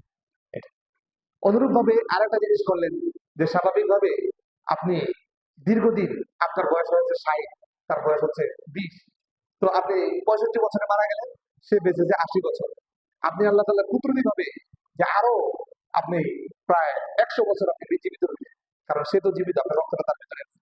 জিনিসটা বুঝতে পেরেছেন না? ইংরেজরা এই ইংরেজি ভাষা, ইংরেজি শিক্ষার মাধ্যমে এরকম আজীব এক বীজ, এরকম আজীব এক বীজ আমাদের ভিতরে পুশ করে দিয়েছে, যার ফলে আপনি আপনার মেয়েদেরকে, ছেলেদেরকে কাউকে আর ঘরের মধ্যে রাখতে পারেন না। আপনি কোনোভাবে রাখতে পারবেন না। আজকে যে আলোচ্য বিষয়টা গুরুত্বপূর্ণ, যে ভাগুয়া লাভ ট্রাক এবং অমুসলিম সংস্কৃতির প্রভাব, এবং এটার সাথে ওতপ্রোতভাবে জড়িত। আপনি যখন এটা তাদেরকে ইংরেজি শিক্ষা দিবেন, অটো সে পশ্চিম দিকে দাঁড়ায় আছে। আমাদের হযরত তার মুরিদদেরকে জিজ্ঞেস করছিল যে তোমার ছেলে তো বড় হয়েছে, কোন ক্লাসে পড়ে? হুজুর এটা তো বলতে পারি না, আগে সে এরকম পশ্চিম দিক সারা পেশাব করতো, এখন দিকে পশ্চিম দিক দাঁড়ায় পেশাব করছে কি না, এটা কি বলে? তখন তদন্ত করে দেখা গেল আগে সে পাঠশালায় পড়তো, এখন তো 6 আপনারা যেটা দেখতে পান এক একটা মানে পরিবর্তন, সেটা আপনারা দেখতে পান। আগে মেয়েটা টুকটাক এরকম যে অপ্রাপ্ত বয়স্ক মেয়েটা ছিল, মসজিদে এসে ঠিক শিক্ষা করেছে, এখন সে 6 উঠছে, প্রাপ্ত বয়স্ক হয়েছে, এখন আসে বলতে পারে। এটা, সে এরকম দেখা যাচ্ছে মেয়েদের সাথে ছেলেদের সাথে গিয়া এরকম লেখাপড়া করতেছে, একসাথে কোচিং করতেছে, আপনি বাসায় স্যার রেখে কোচিং করাইলেন, এরকম এটা যে আপনি করাইলেন, আপনি তো মেয়েকে করে রাখতে পারবেন না। এমনি তো আপনার কান্নার কারণ হবে এটা। তো এই জন্য বলতেছিলাম, এই জিনিসগুলো সব ধীরে ধীরে আপনাকে ইমান ভঙ্গের কারণে দিকে নিয়ে যাবে। আমরা যে মূল আলোচনাটা করতেছিলাম, তা আমাদেরকে আমাদের অলিয়া উলিয়ারা চেয়েছেন আমরা যখন এক আলহামদুলিল্লাহ হয় আতুল করি, তাহলে আমরা যদি ধর্মীয় শিক্ষা যদি চাকরি নেই, মনে করেন ওই গুলজান স্কুল বলেন, অথবা এইচএমবি বলেন, অথবা গার্লস স্কুল বলেন, অথবা ইয়ের মধ্যে বলেন কালীবাড়ি, এরকম হেড টিচার ধর্মীয় শিক্ষক হিসেবে যদি চাকরি নেই, আর যেগুলো মনে করেন হিন্দু মহিলা টিচার এখানে প্যাট ট্যাট খুলে আছে, আমার তো আল্লাহ পাকের এটা স্বাভাবিক নিয়ম যে এটা ইমান, এটা জটিল জিনিস, এটা যখন নারীদের সংস্পর্শে যাবে, তবু যদি পুরুষ হয় এটা দুর্বল। এটা দুইটা জিনিস, এটা মানে কোনোদিন এটা একটা সাথে একটা মিলবে না। শুকনা কাঠ যখন আগুনের কাছে থাকবে, এটা আল্লাহ পাকের অববিধান, এটা ভাগ করে জ্বলে উঠবে, এটা আল্লাহ পাকের অববিধান। আর যদি মনে করেন বর্তমানে যেহেতু আল্লাহ পাকের এটা আজীব এক বিধান, মানে নারীরা যত বেশি নিজেদেরকে উলঙ্গ করবে, বিবস্ত্র করবে, পুরুষের যৌন শক্তি তত বেশি কমবে। এটা যত বেশি কমবে, নারীরা স্বাভাবিক যখন এটা করবে, যেহেতু এখন এই এই যুগ চলতেছে, এখন পুরুষরা বা আপনাদেরকে যারা নিজেদের বিবিদেরকে এরকম স্কুলের টিচার হিসেবে পাঠাইছে, তারপরে মনে করেন এরকম তারা একসাথে মনে করেন দেশের মাঝে স্কুল কলেজে একসাথে লেখাপড়া করতেছে, বা টিচার এবং তার ছাত্রী পড়াইতেছে, বলছে আমাদের তো কোনো সমস্যা হয় না, এগুলো শুধু মোল্লা মৌলবীদের একটা ভুল। আপনি যেটা মনে করতেছেন, তাহলে বোঝা গেল যে ভাই, তাহলে সে ভিজা কার্ড, তার পুরুষত্বের সমস্যা আছে। আচ্ছা, ভিজা কার্ড, ভিজা কার্ডও যখন আগুনের পাশে দীর্ঘদিন এটা থাকতে থাকে, তখন এটা থাকতে থাকতে থাকতে থাকতে এটা হঠাৎ, একটু সময় লাগে জ্বলতে, এটা হঠাৎ 1-1.5 বছর পরে, 2 বছর, 3 বছর, 5 বছর, 10 বছর পরে এটা দাম করে চলে যায়। যেটা আপনারা দেখতে পান, সে কলেজ লেভেলে গিয়ে মেয়েটা হারাই গেছে, আপনাকে না বলে আরেক ছেলের হাত ধরে চলে গেছে, যেটা আপনারা দেখতে পান। এটা তো এটা তো আপনাদের চোখের সামনে এই জিনিসটা। এই যে মূলত আমাদেরকে এটা বানাইছেন, আমরা যদি পরিবেশে যাই, ইমানের ইসলামের এই রূপটা থাকবে, ইসলামের এই রূপ থাকবে না। এটা যেটা আমরা আপনাদেরকে যে 20 টাকার সার্ভিস, এটা আপনাদেরকে সুন্দরভাবে বুঝিয়ে দিয়ে যাচ্ছি। 20 টাকার সার্ভিস মাদ্রাসার মধ্যে আমরা দিয়ে যাচ্ছি। এটা যদি আমাদের হাত পা চোখ কান নাক খোলা থাকতো, তাহলে মনে করেন আমরা 20 টাকার বিজনেসের জন্য নেমে যেতাম। আমাদেরকে আল্লাহ তাআলা কুদরতি ভাবে এই পথটা বন্ধ করে দিচ্ছে, তারা এটা দোয়া করছে। এটা জামাত ইসলাম আসলে আমাদের এই কাজ করাটা এটা ব্যাপকভাবে ক্ষতিগ্রস্ত। এটা আপনারা কতটুকু বুঝতেতে পেরেছেন আমি জানি না। তারা আমাদের খুব ঘনিষ্ঠ ভাই, মামুনুর হক সাহেব আমার ঘনিষ্ঠ মামা এবং আমার সরাসরি উস্তাদ। উনি উনি তো ওনাদের সাথে জোট করেছে। আমি আপনাদেরকে বিশেষভাবে এখানে রেকর্ড করছে, আমি আপনাদেরকে বিশেষভাবে শেয়ার করতেছি যে তারা কি কারণে জানি না আমাদের সাথে তারা মিলতে পারে, এবং আমাদের কওমি আলেমদের সাথে দেখা যাচ্ছে তারা অ্যাডজাস্ট এরকম বিভিন্ন বিষয়ে হতে পারে। সেই ক্ষেত্রে আমাদের কাজ করতে গিয়ে এটা ব্যাপকভাবে এটা বাধাগ্রস্ত হয়। বিএনপি আওয়ামী লীগ তারা যে বিগত 17 বছর 10 বছর শাসন করছে, তারা শুধু ক্ষমতার পাবে, দেশ যেখানে মন চায় বিক্রি করে দিল। কিন্তু আমাদের কাজ করার ফিল্ডটা এটা ব্যাপকভাবে এটা উন্মুক্ত ছিল। আমরা তখনই তাদের জন্য হুমকি ছিলাম, তাদের যদি ক্ষমতার বাধাগ্রস্ত না হতো। তারা যেহেতু ক্ষমতার পাগল, ক্ষমতার কুকুর, বাস আমি ক্ষমতা দিব, তুমি যা মন চায় যে কথা মন চায় বলতে থাকো, এতে আমার কোনো সমস্যা নেই, কিন্তু অন্তত আমার এরকম ক্ষমতার জন্য তুমি ভাগিদার হই না, বা আমার ক্ষমতার জন্য তুমি হুমকি হই না, বাকি তুমি কাজ করবে থাকো। এইটা কিন্তু জামাত ইসলাম স্বাভাবিকভাবে আমাদের কওমি ওলামা ইকরাম যারা আছে, তাদেরকে ব্যাপকভাবে এটা কাজ করতে দিতে, এটা তারা অতীতে এটা করে আসছে। এটা মারাত্মকভাবে আমাদের আমরা একটা বিপদগ্রস্ত হয়ে যায়। এটা এই জন্য মনে করেন দেশ এটা ব্যাপকভাবে একটা ভয়াবহ একটা জিনিসের দিকে আগাচ্ছে। এরপরে হইলে কি হবে, এখন আমরা যে দিকে আগাচ্ছি, এরপরে আসেন এখানে আমাদেরকে বিষয় দেওয়া হয়েছে ইমান ও দ্বীনের হাকিকত। আমি ইনশাল্লাহ পরবর্তীতে আপনাদের থেকে কিছু প্রশ্ন শুরু করব। ইমান এবং দ্বীনের হাকিকত, দিনটাকে, দ্বীনের হাকিকত বলতে দ্বীনের একটা স্বরূপ, দিনটা আপনার কাছে কি চায়, দিনটাকে আপনি কিভাবে পালন করবেন। ওই আমি আগে বললাম, দিনটা আপনি সাহাবা ইকরাম রিজওয়ানুল্লাহি আলাইহিম আজমাইনের মতো এটা করে পালন করবেন। দিনটা এমন করবেন না জামাত ইসলামের যিনি সেক্রেটারি জেনারেল আছেন আবু তাহের শাহ, দিন এরকম হইলে হবে না। একটা ইসলামী দলের, ইসলামী সংগঠনের বৃদ্ধ মানুষ হয়ে গেছে, দাড়িগুলো ছোট ছোট ছোট, এরকম কোরআন মাজিদ তেলাওয়াত করতেছে, এরকম অকুল জা আল হাক্কু ওয়া যাহাকাল বাতিল ইন্নাল বাতিলা কানা যাহুকা, এটা তেলাওয়াত করতেছে মারাত্মক ভাবে। ইন্না লিল্লাহি ওয়া ইন্না ইলাইহি রাজিউন। এরকম এটা হইলে হবে না। এরকম ঢাকা ভার্সিটিতে যেখানে অবশ্যই বামপন্থীদের উত্থান ছিল, সেই তুলনায় তো অবশ্যই জামাত শিবির খুব ভালো, এতে কোনো সন্দেহ নেই। কিন্তু ইসলামের মডেল এটা না, যেখানের মধ্যে ছেলে মেয়ে একসাথে উদযাপন করবে, ছেলে মেয়ে একসাথে বেপরোয়া ভাবে থাকবে, এটা এটা না। এবং অবশ্যই 65 বছর ওখানে মসজিদ সংস্কার হয় নাই, এটা এটা 65 বছর সংস্কার হয়নি, 65 বছর পরে সংস্কার হয়েছে। ইসলামের মূল বিধান হচ্ছে কিয়ামতের আগে মসজিদগুলো চাকচিক্যময় হবে, কিন্তু মুসল্লিগুলো হবে কাঁচা। ইসলামের বিধান হচ্ছে মুসল্লিদেরকে পাকা বানাও। রসুল করিম সাল্লাল্লাহু আলাইহি ওয়াসাল্লাম মসজিদটা কেমন ছিল দেখেন। বর্তমানে মসজিদের মধ্যে এরকম প্রায় 5 লাখ মানুষ নামাজ পড়তে পারে বর্তমানে মসজিদের যে মসজিদ হবে এটা। আর নবীজির সময় এখন তো দাগ দেওয়া আছে, সীমানা দেওয়া আছে, ওখানে 5,000 মানুষ নামাজ পড়তে পারছে। 5,000 মানুষ কি পুরো পৃথিবী ভয় পেত। তৎকালীন যে সুপার পাওয়ার ছিল রুস্তম, কায়সার, কিসরা, এরা ভয় পেত। 5,000 মানুষকে ভয় পেত। আর আজকে 5 লাখ মানুষ ওখানে নামাজ পড়তেছে, এদের ভয় পায় না। ইসলামের এই রূপটা এটা পছন্দ না। ওইখানের যে বাদশারা গৃহপালিত ধর্ম ইসলাম পালন করে ওইখানে অলি অলিতে ইসলাম আমল বানাচ্ছে, মেয়েদেরকে ড্রাইভিং লাইসেন্স দিচ্ছে, এরকম এরকম ছেলেরা এরকম নানান ভাবে হারাম শরীফের ভিতরে এরকম দুষ্টদের পৃথিবীর মধ্যে যে কোনো দাজ্জালের যে ধারক বাহক আছে, বড় বড় খেলোয়াড়, এই খেলোয়াড়দের খেলা হারাম শরীফের ভিতরে পাশে একদম ওইখানে খেলা হইতেছে। এরকম যেগুলো আপনারা ক্লাবগুলোর নাম জানেন ওইখানে হইতেছে। এবং 2030 বিশ্বকাপ আয়োজন তারা করতেছে। এবং বিভিন্ন জায়গায় এরকম ওরা এরকম বার খুলতেছে, পর্যটন এটা করতেছে। নাউজুবিল্লাহ। যেখানে কোরআন মাজিদের আয়াতে কারিমা নাযিল হইছে, ওরা কোরআন শরীফের বিরোধিতার জন্য উদ্যোগ নিয়েছে। এটা তো যেটা বলতেছিলাম, এই ইসলামটা এটা আল্লাহ পাকের দরবারে মনোনীত না। এটা আল্লাহর দরবারে মনোনীত। আল্লাহ পাকের দরবারে সাহাবার মতো ইসলামটা মনোনীত। এবং আপনি যে কোনো সময়ে আপনি যে কোনো ধরনের ফেতনাগ্রস্ত হবে, তখন শুধু ইসলামকে আপনি জিজ্ঞাসা করবেন আমি কোনটা মানবো। যেমন নির্বাচনের ক্ষেত্রে আপনি বলেন, বা হুজুররা অনেক দলে বিভক্ত হয়ে গেছে, জমিয়ত চলে গেছে বিএনপির সাথে, এরকম হুজুরদের এরকম একটা হয়ে গেছে আলাদা জমি। যদিও ওরা বলছে একমাত্র ইসলামের বাক্স, এটা যদি ওরা দাবি করছে, কিন্তু ভাই ওদের দাবির আগে আমার ভাই প্রচন্ড প্রিয় ভাই, কিন্তু আগের দাবির সাথে বাস্তবায়ন না। আগে ওরা যারা সারিয়া চাইছে, যারা ইসলাম চাইছে, তাদেরকে গুনে গুনে পুলিশদেরকে তথ্য দিয়ে ধরায়। এই জন্য শেখ হাসিনা আমলে 17 বছর খুব সুন্দরভাবে তারা করতে পারছে এরকম। এবং তাদেরকে ওদের যারা নায়েবে আমির এরকম ইসলাম এবং শরিয়ার বিরুদ্ধে ব্যাপক বক্তব্য এখন ইউটিউবের মধ্যে খুঁজতে পারে। এবং এটা তারা স্পষ্ট ভাবে বলেছে আমরা এখানে গণতন্ত্র চর্চা করতে আসছি, এরকম পুলিশের সাথে আপনি চক্কর দিবেন, আপনি কিন্তু কোনো তাহলে তো আপনি টিকতে পারবেন না। এটা এবং এটাকে নিয়ে মানহাজি বলে তারা ব্যাপকভাবে এটা ব্যঙ্গ করেছে। তারা এটা অনেক কিছু করেছে, এটা স্পষ্ট। আজকে মনে করেন কোনো কারণে হয়তো স্বার্থের আঘাত লেগেছে, একটা কোনো ধরনের বনিমনা হয়, এটা হতেই পারে। বনিমনা যেহেতু হয় নাই, এটা ভেঙে গেছে, তারা এটা আলাদাভাবে দাঁড়িয়েছে। অনুরূপ ভাবে জামাত ইসলাম সহ এরকম বাংলাদেশ খেলাফত মজলিস এবং খেলাফত মজলিস সহ আরো অনেকগুলো দল একসাথে তারা আরেকটা যোগ রয়েছে।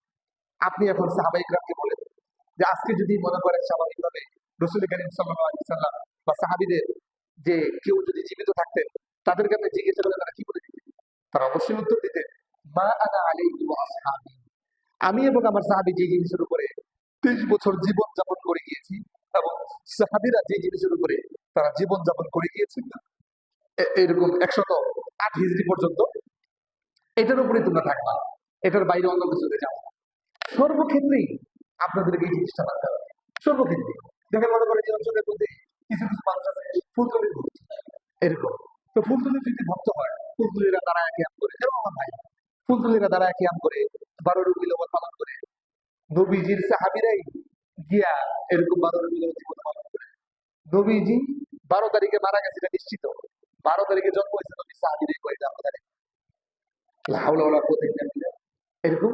তাহলে এরকম দেখা গেল যে এরকম নবীজি আসেন, সাহাবীরা নবীজিকে এরকম কখনো দুরূদ শরীফ পড়ে দাঁড়ায় সম্ভাষণ জানায় না, গায়েব নবীজি গায়েব জানে না, এগুলো কোনোদিন বলে নাই। তো নবীজি এরকমটা ছিলেন না, সাহাবীরা এরকমটা ছিলেন না। আপনি যখন এটা বুঝতে পারছেন, তাহলে ফুলতুলি এখান থেকে বাদ দিতে হবে। যে কোনো বেদাতি তরিকা, তাহিরি ভার্সন, তাহিরি তো মনে করে দাঁড়াইছে এরকম। তবে তাহিরি ইমানের মাঝে অনেক ধরনের ঘাটতি আছে। সে যে খাজার যে বক্তব্যটা দিয়েছে, যে খাজার ধর্ম নাউজুবিল্লাহ মিন যালিক আল্লাহ থেকে নিয়ে গেছে, এরকম। এটা কিন্তু সে ইমান উগ্র করে, এটা একটা ইমান ভঙ্গের কারণ এরকম। তো এটা থেকে সে ইমান সে উগ্র করে দেয়। সে যেভাবে এই কথাটা বলেছে, এইভাবে প্রকাশ্যে ভিডিওর মধ্যে বলা জরুরি ছিল যে আমি এটা ভুল বলেছি, আমি আমার ইমানকে দোবড়াই না, এটা বলা জরুরি ছিল। আমার ব্যাপারে এই ব্যাপারে জানা নেই তুমি কিছু হিসাবে বলেছি। হ্যাঁ। তো এই যে তাহিরি ভার্সন যেটা বর্তমানে সমাজে চলে যাচ্ছে, ভক্ত সৈয়দপুরের দিকে উৎপারে প্রচুর আছে এটা। অনুরূপ ভাবে আপনি বর্তমান নির্বাচনটাকে আপনি চিন্তা করেন, আজকে যদি সাহাবী থাকতেন তাহলে কি হয়ে যেত? এটা তারা চাইতেন শরিয়া, এই জিনিসটাকে তারা চাইতেন, এই জিনিসটা। তো আমরা মনে করি যেহেতু বাংলাদেশ এটা গণতান্ত্রিক ধর্মের দেশ, শরিয়া যেহেতু আমরা শরিয়া চাওয়া এবং শরিয়া ভিত্তিক দাওয়াত দেওয়া, এছাড়া আমাদের পক্ষে করার কোনো কিছু নেই। আমরা ব্যাপকভাবে আমার যতটুকু অধিকার, আমার সার্বজনীন বডির উপর আমার অধিকার, আমার শরিয়া মোতাবেক আমাকে এক মুষ্টির উপরে দাঁড়িয়ে রাখতে হবে, এরকম এরকম ওই তাহারদের মতো বা সাদিক কায়েমের মতো ছোট ছোট করে দাঁড়িয়ে রাখা যাবে না। এটা পর্যন্ত পর্যায়ে হারাম কবিরা গুনাহ, বারবার কন্টিনিউ যে গুণাগুলো হয় যেটাকে বলা হয় গুনাহে জারিয়া, এটা একটা অন্যতম এটা। যেমনি ভাবে মনে করেন গুনাহে জারিয়া, আপনার যতক্ষণ চাকরুন নিচে কাপড় থাকবে এটা আপনার গুনাহে জারিয়া। নাউজুবিল্লাহ মিন যালিক। আপনি আপনার যদি একটা মোবাইল কিনে নিয়েছেন, সে মোবাইলে খারাপ ছবি দেখে, এটা গুনাহে জারিয়া। আপনি ঘরের মাঝে টেলিভিশন নিয়েছেন, ওটার মধ্যে খবরের নামে হোক আপনি বেডিদেরকে দেখেন, এটা গুনাহে জারিয়া। অনুরূপ ভাবে যত করে এক মুষ্টির উপরে দাঁড়িয়ে না রাখবেন, এটা গুনাহে জারিয়া। এটা এটা গুনাহে যায়। তো স্বাভাবিকভাবে আপনার নিজের উপরে পরিপূর্ণ যে ইসলাম, এটাকে প্রতিষ্ঠা করতে হবে। এরকম এই পাঞ্জাবি বলে, লুঙ্গি বলে রাসূল কারীম সাল্লাল্লাহু আলাইহি ওয়াসাল্লাম জুব্বা পরেছে, এরকম সাহাবীরা কখনো কাঁটা এগুলো পরেছে, এগুলো পরেছে। কিন্তু এই যে শার্ট প্যান্ট পরা ইংরেজদের তরিকা, এগুলো বা কোট টাই পরা, এগুলো ইসলামিক পোশাক না। জাকির নায়েক সাহেব পড়তে পারে, উনি একজন দায়ী স্কলার, খুব বড় ভাবে। কিন্তু এটা মানুষের সম্পূর্ণ ভালো হবে, মানুষের ভালো করে ভালো দিতে হবে, খারাপটা তো খারাপ, এটা বাদ দিতে হবে। এটা এটা ইসলাম না। এটা তো স্বাভাবিকভাবে পোশাক আপনাকে এটা দিতে হবে। অনুরূপ ভাবে দিনের যে হাকিগত, খুব গুরুত্বপূর্ণ চারটা জিনিস শুনুন, দিনের দাবি চারটা জিনিস। এক নম্বর, আপনাকে আকীদাকে ঠিক করতে হবে। আকীদার পাঠ, এটা আমাদের মতো যারা বিজ্ঞ আলেম রয়েছে, এরকম এই বড় বড় যারা ইসলামিক স্কলাররা রয়েছেন, তাদের কাছে আপনাদেরকে আকীদার পাঠ শিখতে হবে। কারণ বর্তমান সমাজে আকীদাকে নিয়ে অনেক ধরনের ভ্রান্ত ধারণা আছে। কেউ কেউ আকীদাকে এত বেশি চর্চা করে, এরকম আহলে হাদিস ভাইয়েরা, তারা মনে করেন একবারে আল্লাহ তাআলাকে আলোচনা করতে চাইছে। নাউজুবিল্লাহ মিন যালিক। আবার কেউ কেউ মনে করে স্বাভাবিক, যেমন আমরা জীবনে আকীদার কোনো কিতাব পড়লাম না, তখন ইমানের কি কি ভঙ্গের কারণ, কি কি ইমানের দাবি, এগুলো কিছুই বুঝলাম না। এটা আমাদেরকে আকীদার পাঠ এটা গ্রহণ করতে হবে। আপনার কাজ আপনাকেই করতে হবে। আপনি শিখে আপনার ছেলে মেয়ে, আপনার বিবি, এদেরকে শিখাইতে হবে। আপনি নিজে সময় পাচ্ছেন না, তাহলে আপনি হয় তাদেরকে পাঠাবেন, ছেলেদেরকে পাঠাবেন, বা মেয়েদেরকে মেয়েদের মহিলা মাদ্রাসায় পাঠাবেন। এরকম আমরা মহিলা মাদ্রাসা খুলেছি, আমাদের এখানে পাঠাতে পারেন। এরকম ভাবে তাদেরকে এটা মনে করেন আপনাদেরকে তাদেরকে শিখাতে হবে। আকীদা পাঠের জন্য আপনি বর্তমানে ইমান কুফর, মৌলানা সাইদ সাহেবের লেখা চমৎকার কিতাব, মৌলানা হেমায়েতুদ্দিন সাহেবের লেখা ইসলামী আকীদা ও ভ্রান্ত মতবাদ, চমৎকার কিতাব লেখা, এবং এই আল্লামা মামুনুর রশিদ কাসেমি শরীয়ত ফ্যামিলিতে খুব চমৎকার ভাবে আকীদার উপরে খুব লেকচার সুন্দর আছে, আপনারা এখান থেকে এটা দেখতে পারেন। এটা তো আপনারা এই জিনিসগুলো ওইখান থেকে আকীদার পাঠগুলো গ্রহণ করতে হবে। দ্বিতীয়ত যে বিষয়টা, সাহাবীদের মতো যে ইমানকে তাজা করা, যে আপনি এখন দেখতে পেলেন সাহাবীরা শরিয়া চান। এখন আপনি যে কোনো ক্ষেত্রে সাহাবীদেরকে বলবেন যে সাহাবী, আপনি যদি আজকে জীবিত থাকতেন তাহলে কি অবস্থা হতো? এটা তাহলে তারা তো জীবন এটা চাইতেন না, কখনোই এরকম এই কাজের মধ্যে তারা চাইতেন না। এটা তাহলে তারা এই যে বর্তমানে মনে করেন ইমানের দ্বিতীয় যে গুরুত্বপূর্ণ বিষয়, আল্লাহ পাকের অধিকারগুলোকে আদায় করা।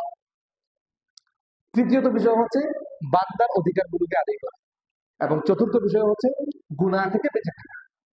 এখন আপনার অতীত যেভাবে কেটেছে, আপনার গোপন একটা ডায়েরি বানানো জরুরি। যদি আপনি আপনার ইমানকে বাঁচাইতে চান, তাহলে আমরা বুঝলাম যে আমরা অতীত যে পরিমাণে গেলাম, ইমান যা আনছি, ইমান যা মুখ দিয়ে প্রকাশ করছি, এবং ইমান যা বানাইছি, আসলে দেখেন জান্নাতটা তো খালি। জান্নাতটা খালি, জান্নাত একটা দোকানের মতো। আপনি যেহেতু দুনিয়ার এইভাবে দোকান দেন, এটার মধ্যে যেমন এখানে একটা দোকান আছে, পাউরুটি আছে, তেল আছে, চিনি আছে, বিস্কুট আছে, এরকম, তারপরে আবার শয়তানের লেবু আছে, তারপরে মনে করেন এই ফ্রিজ আছে, তারপরে আরো অনেক কিছু আছে, চিপস আছে, অনেক কিছু আছে। তার বেলা শেষে যেটা যেটা শর্ট, সেটা লিখে রাখে, মানুষ এসে অর্ডার দিয়ে দিয়ে দেয়, এবং বা বাজার থেকে সে কিনে আনে, ডিম কিনে আনে, চাল কিনে আনে, তেল কিনে আনে, এটা সে বিক্রি করে। আপনার জান্নাতের দোকানটা কিন্তু খালি, সেটা আপনাকে সাজাইতে হবে। দুনিয়ার এখানে বসে আপনি আজকে এই গুরুত্বপূর্ণ রাত্রে এই দর্শের পরে, এই ক্লাসের পরে আপনি সিদ্ধান্ত নেন আপনার দোকানকে আপনি কি দিয়ে সাজাই। আপনি জান্নাতে যাওয়ার জন্য কতটুকু, আপনি এখন এই মুহূর্তে আপনার যদি মৃত্যু চলে আসে, আপনি যে জান্নাতি হবেন না জাহান্নামী হবেন, এটার হিসাবের জন্য আপনি নিজেই যথেষ্ট। এটা হিসাব করা কোনটায়, এটা আমাকে করতে হবে। আপনি যে স্কুল কলেজে পড়েছেন, অ্যালজেব্রা ম্যালজেব্রা ওই কোনা থেকে অঙ্ক শুরু করছেন, 4 পৃষ্ঠা 5 পৃষ্ঠা অঙ্ক গিয়ে ওইখানে গিয়ে আপনি চিত্র কত চমৎকার করছেন, এটা মাত্র দুইটা জিনিস। আপনি যেভাবে দুনিয়ার দোকানের দিকে তাকান, এরকম যে দেখেন যে বেলা শেষে সেই হিসাব কিতাব মিলায় আমার তো আজকে এত টাকা লস হয়েছে, আমার দোকানে এই মানের শর্ট আছে। আপনি আপনার নিজের এই দোকানটার দিকে তাকান, জান্নাতের দোকানের মধ্যে আপনি কি কি পাঠাইছেন। আপনি ব্যাংকে যেভাবে যে কয় টাকা জমা দিয়েছেন, কোন মাসুদে কয় টাকা পাঠিয়েছেন, বা অফিসের কোন ফাইল পুরা করছেন, বসের কাছে ভাই আপনি বকা খাবেন, আবার ঠিকঠাক মতো কাজ আপনি করছেন না, আপনি বড় অফিসারের কাছে আপনি এরকম লজ্জিত হবেন, বা চাকরি সাসপেন্ড হয়ে যাবে, বেসরকারি চাকরি। আপনি যেভাবে এটা আতঙ্কিত থাকেন, আপনার যদি এই ভয়টা না থাকে, তাহলে কিন্তু আপনার ভিতরে দিন এবং ইমান আসে। ইমান এবং দিনের মূল দাবি যেটা, আপনার ভিতরে ভয়টা চলে আসছে। শেষ কথা বলে আমি শেষ করি, সেটা হচ্ছে দেখেন, সাহাবাইকরাম রিজওয়ানুল্লাহ আলাইহিম যখন ঈমান আনছেন, তখন তাদের ভিতরে কি পরিমাণ ভয় ছিল। আমাদের আহলে সুন্নাত ওয়াল জামাআর আকীদা হচ্ছে হযরত আবু বকর রাদিয়াল্লাহু আনহু ঈমান সবচেয়ে বড় মজবুত ছিল। তিনি আমাদের মধ্যে সবচেয়ে শ্রেষ্ঠ ঈমানদার। ওনার ঈমানের কি অবস্থা ছিল? রাসূল করিম সাল্লাল্লাহু আলাইহি ওয়াসাল্লাম দুনিয়া থেকে বিদায় নেওয়ার পরে উনি বলতেছেন, যে জিনিসের দিকে তাকাইতে, গাছের দিকে যখন তাকাইতে, উনি বলতেন, হায় আবু বকর, তুমি যদি গাছ হইতা তাহলে তোমাকে কেটে ফেলা হতো, কোনো হিসাব নেওয়া হতো না। পাতার দিকে তাকায় বলতেন, হ্যাঁ পাতা, আবু বকর তুমি যদি পাতা হইতা তাহলে তো তোমাকে এরকম এক সময় তুমি বাতাসে ঝরে তুমি এরকম পরে শুকিয়ে একবারে পচে পচে দিতা, এরকম তোমার থেকে কোনো হিসাব নেওয়া হতো না। এরকম ওই গাছের ডালে বসে যে পাখিটা দোল খাচ্ছে, গান খাচ্ছে, এরকম গান গাচ্ছে, তার মিষ্টি মুখে আল্লাহ পাকের জিকির করতেছে, এরকম তখন তাকে তাকায় বলতেছেন, হ্যাঁ আবু বকর, এরকম তুমি যদি পাখি দিতা তাহলে তুমি কত সুন্দর এর মতো আল্লাহ পাকের কাছে জিকির আজকার করে দুনিয়া থেকে বিদায়, এখন তুমি কি হইলা, তোমাকে তো কড়া কটা হিসাব দিতে হবে, কি উপায়? এটা এটা হচ্ছে মূল দিক। দেখেন না, বিগত 17 বছরের শেখ হাসিনা বলে সকল বিএনপি জামাত তামাত সব আওয়ামী লীগ হয়ে গেছে। কেন? ভয়ের কারণে। ভয় ছাড়া মানুষ কোনোদিন সেটা হবে না। ইউরোপ আমেরিকার এত চমৎকার দেশ কি কারণ? আইন প্রয়োগ, ভয় মারাত্মক। এখানে কোনো 19 থেকে বেশি হলে গাড়ি এখানে চালানোর কথা 81 গেছে, অটো মনে করেন সিসি ক্যামেরার মাধ্যমে মামলা হয়ে যাবে, তার নোটিশ পৌঁছে যাবে, তার মোবাইলে মেসেজ পৌঁছে যাবে, এরকম মামলা ফাইন দিতে হবে, এখানে সাধারণ তাকে অ্যারেস্ট করে দেওয়া হবে, আটকে দিবে। এরকম এই যে একটা ভয়, এই ভয়ের প্রচন্ডতায় এরকম এরকম প্রায় 30 40 50 বছর পর বিয়ে তো আমি ভয়ে এরকম একদম কট্টর জামাত ভয়ে এর আল্লাহ তাআলা চাচ্ছেন আল্লাহ পাকের আমরা এরকম ভয় পাই। আল্লাহ পাক কোরআন মাজিদে শুরু যে কথা দিয়ে শুরু করছেন, আল্লাহ তাআলা হুদাল লিল মুত্তাকিন, কোরআন মাজিদ এটা হেদায়েত দিয়ে একমাত্র যে আল্লাহ পাককে ভয় করবে তাকে, এছাড়া আল্লাহ পাক হেদায়েত দিবেন না। এবং আল্লাহ তাআলা কোরআন মাজিদের মধ্যে যখন দুইটা কথা আনেন, আগে ভয়ের কথা আনেন, যেমন ফাইল্লাম তাফআলু ওয়ালাম তাফআলু ফাত্তাকুন নার আল্লাতী ওয়াকুদুহা আন-নাস ওয়াল হিজারা উইদ্দাত লিল কাফিরিন, যে এই মানুষ যে গুনাহ করতেছে, তাহলে তাদেরকে, যারা গুনাহ করবে তাদেরকে বানানো হবে জাহান্নামের ইন্ধন, জাহান্নামের লাকড়ি, তাদেরকে জাহান্নামের জন্য প্রস্তুত করা হয়েছে। তারপরে আল্লাহ তাআলা আনতেছে ভাবাশশিরিল্লাযীনা, অনুরূপভাবে আল্লাহ তাআলা সূরা বুরুজের মধ্যে দেখেন, ইন্না বাতশা রাব্বিকা লাশাদীদ ইন্নাহু হুয়াল ইউজিউ ওয়াল ওয়াঈদ। তারপরে আছে আল্লাহ তাআলা ওয়াল গফুর ওয়াদুদ, যে আল্লাহ পাকের ধর্মপাকড় এটা মারাত্মক, এরকম। এরপরে আল্লাহ তাআলা মহব্বত করে, প্রিয়, আল্লাহ তাআলা খুব ভালোবাসেন। এই ভয়ের কথাটা আল্লাহ তাআলা কুরআন মাজিদের মধ্যে বারবার আগে আনছেন, পরে মহব্বতের কথা, এরকম সুসংবাদের কথা পরে আনছেন। এই জন্য আল্লাহ তাআলা, যে সর্বশেষ আমি যেটা বলবো, হযরতে ইমাম বুখারী রাহমাতুল্লাহ আলাইহি তার বুখারী শরীফের মাঝে ইবনে আবি মুলাইকা বিখ্যাত একজন তাবী ছিলেন, উনি নিজে বলতেছেন, ইমাম বুখারী রাহমাতুল্লাহ আলাইহি কিতাবুল ইলমের মধ্যে উনি শিরোনাম নিয়ে আসছেন, সাদরাতুন নবী সাল্লাল্লাহু আলাইহি ওয়াসাল্লাম সালাতিনা মিন সাদরাতু মিন আসহাবিন নবী সাল্লাল্লাহু আলাইহি ওয়াসাল্লাম সালাতিনা সাহাবাতান। রাসূল করিম সাল্লাল্লাহু আলাইহি ওয়াসাল্লামের 35 জন সাহাবী আমরা পাইছি, যে কুল্লুহুম ইয়াখাফুনা আন-নিফাকা। ইবনে আবি মুলাইকা নিজে বলতেছেন, ইমাম বুখারী রাহমাতুল্লাহ আলাইহি তার বুখারী শরীফে লিখছেন, যে আমি 30 জন সাহাবীদেরকে পেয়েছি, প্রত্যেকের হৃদয়ের মাঝে দেখেছি তারা এত পরিমাণ ভয় বেশি করতেন যে এই বুঝি আমরা মুনাফিক হয়ে যাচ্ছি। সাহাবীরা বলতেছে এই কথা। আপনারা আজকে চিন্তা করেন যে 1400 বছর আগে বদর হয়েছে, উহুদ হয়েছে, যে 1400 বছর আগে যে বদর হয়ে গেছে, বর্তমানে যদি বদর হইতো, তাহলে আপনি কোন ক্যাটাগরির মুসলমান হইতেন? আপনি কি ওই যে 313 বদরের মধ্যে যে সাহাবীরা যোগ দিয়েছে, আপনি কি ওইটার মধ্যে চাইতেন? আপনার কি ঈমান ওই মাপের আছে?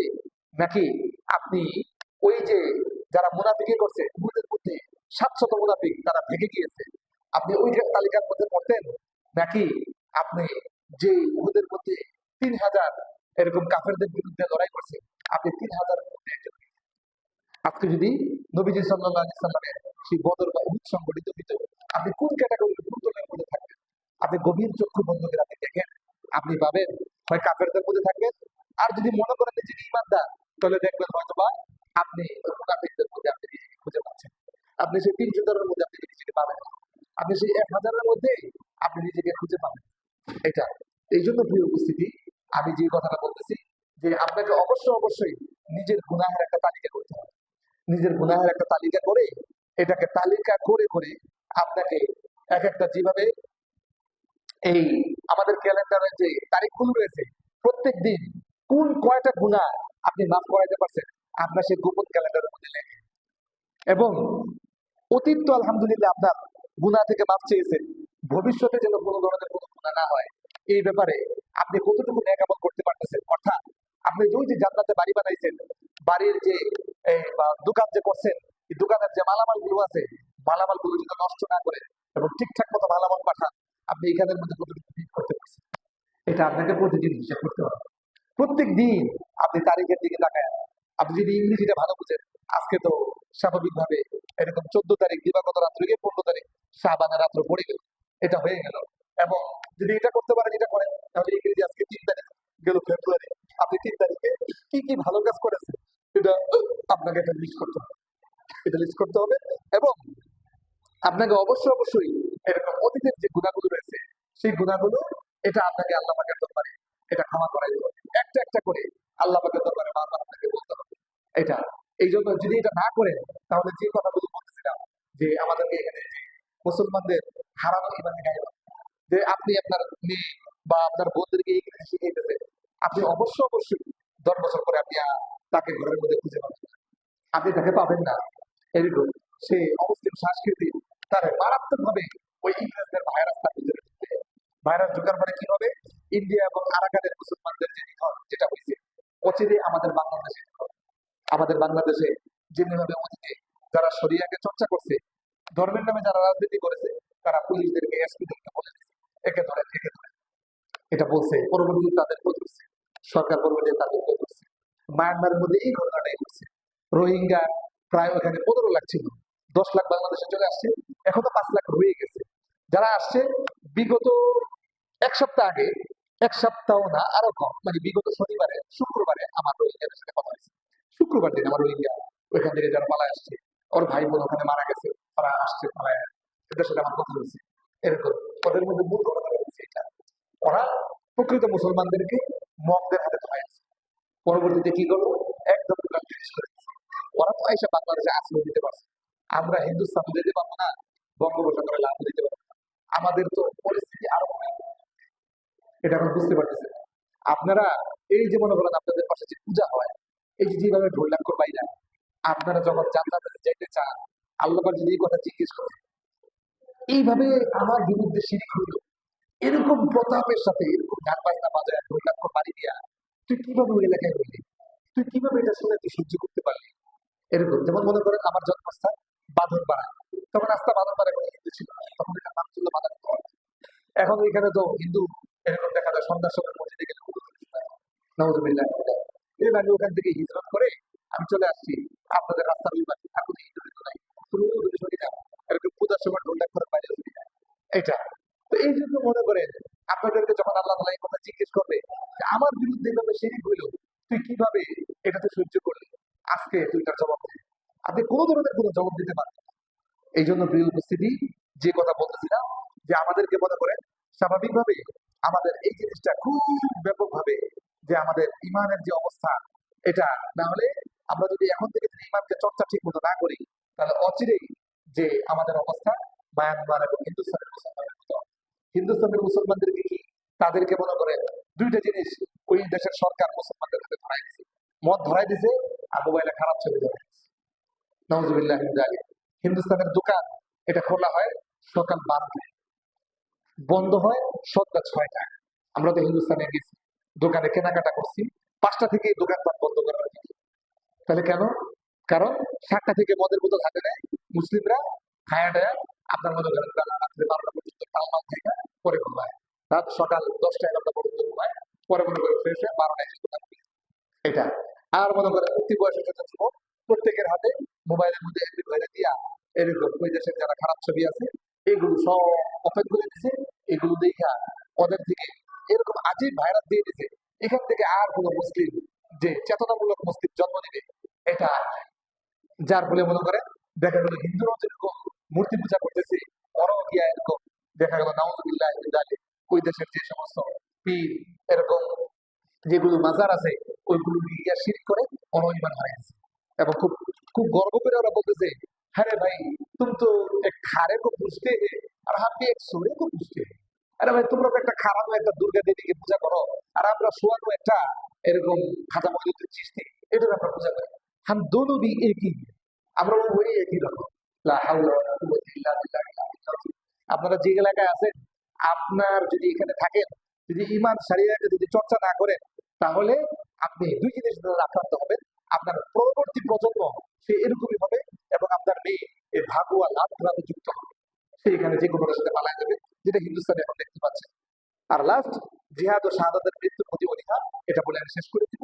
রাসূল করিম সাল্লাল্লাহু আলাইহি ওয়াসাল্লামের বিখ্যাত হাদিস একটা হলো, জি জি যে ওইটা যে রাসূল করিম সাল্লাল্লাহু আলাইহি ওয়াসাল্লাম যে বলছে, অদূর ভবিষ্যতে তোমাদেরকে এরকম পুরা খ্রিস্টান হিন্দু বৌদ্ধ সবাই ঐক্য পরিষদ হয়ে তোমাদের বিরুদ্ধে সবাইকে ডাকবে, আদম সন্তানদেরকে ধ্বংস করে। তখন সাহাবীরা আতঙ্কিত হয়ে বলতেছে, ইয়া রাসূলুল্লাহ আমরা কি তখন সংখ্যায় কম থাকবো? নবীজি বলতেছে, না, হুসা উনকা হুসা ইসাইন, তাদের অবস্থা হবে খড়কুটার মতো। এরকম প্রবল বেগে পানির মাঝে যেরকম খড়কুটা ভেসে যায়, তাদের সংখ্যা অনেক বেশি থাকবে, কিন্তু ঈমান এরকম খড়কুটার মতো দুর্বল হবে, সব ভেস্তে যাবে। এটা পরিণতি ঘটবে। কিন্তু কেন হবে এটা? নবীজি সাল্লাল্লাহু আলাইহি ওয়াসাল্লাম বলেন যে ওয়াল ওয়াহান, যে তাদের হবে যে প্রচন্ডভাবে মৃত্যুর ভয়, এবং জিহাদ, আল্লাহ রাস্তার মধ্যে জিহাদ করা, জিহাদের জন্য দাওয়াত দেওয়া, এই জিনিসের ভয় থাকবে প্রচন্ড। এই জন্য আমি এই অবস্থাটা ছাপিয়ে দিই। আল্লাহ তাআলা যেন আমাদের প্রত্যেককে যা যা বললাম, যে আমাদের ইমান কি, ইমানের যে দাবি চারটা, আবার সংক্ষেপে বলি, যে আল্লাহ পাকের হককে পুরোপুরি ঠিক করা, এবং আমাদের আকীদাগুলোকে সহিহ করা। আকীদার জন্য অবশ্যই পাঠ ঠিক মতো গ্রহণ করতে হবে। আকীদার পাঠ গ্রহণ করা, আকীদা ঠিক করা, এরকম আহলে হাদিসদের মতো না, আবার যে পড়ে নাই তার মতো না। ইমান ভঙ্গের কারণ, ইমান ভঙ্গের শর্ত, ইমান ইমান আনার শর্ত সবগুলো ঠিক করতে হবে। আল্লাহ পাকের হকগুলো পুরো করতে হবে, বান্দার হক ঠিক করতে হবে। আর লাস্ট, আপনার গুনাহগুলোকে একটা লিস্ট করে প্রত্যেকের গুনাহ থেকে আল্লাহর কাছে মাফ চাইতে হবে। আল্লাহ তাআলা যেন আমাদের প্রত্যেককে কবুল করে। সুবহানাল্লাহি ওয়া বিহামদিহি, সুবহানাকাল্লাহুম্মা ওয়া বিহামদিকা, আশহাদু আল্লা ইলাহা ইল্লা আনতা, আস্তাগফিরুকা ওয়া আতুবু ইলাইক। আজানের আর 7 মিনিট আছে, কার কোনো প্রশ্ন থাকলে করতে পারেন।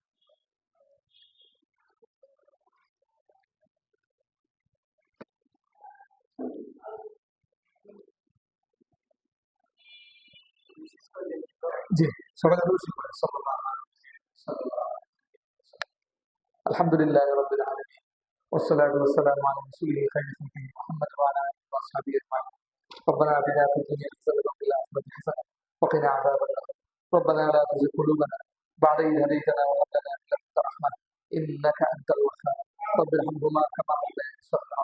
يا الله يا كريم رحمن يا جبار يا خليق মালিক, আপনি সাহাবী ওয়ালা ঈমান আমাদেরকে দান করেন।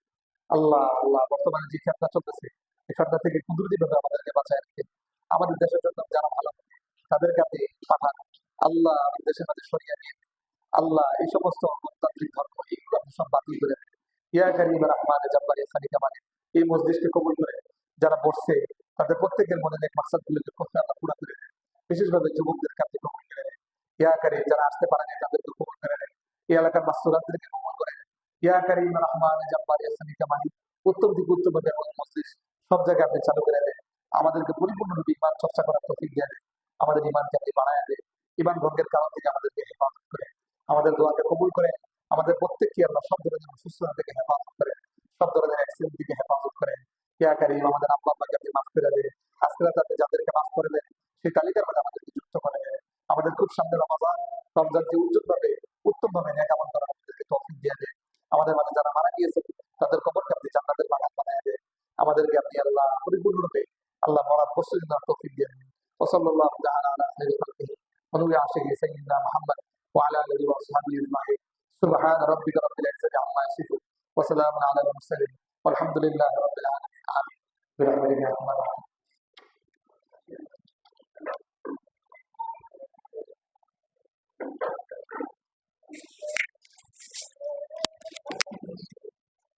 Hello. মানবে ছোট ভাই। জি, জি।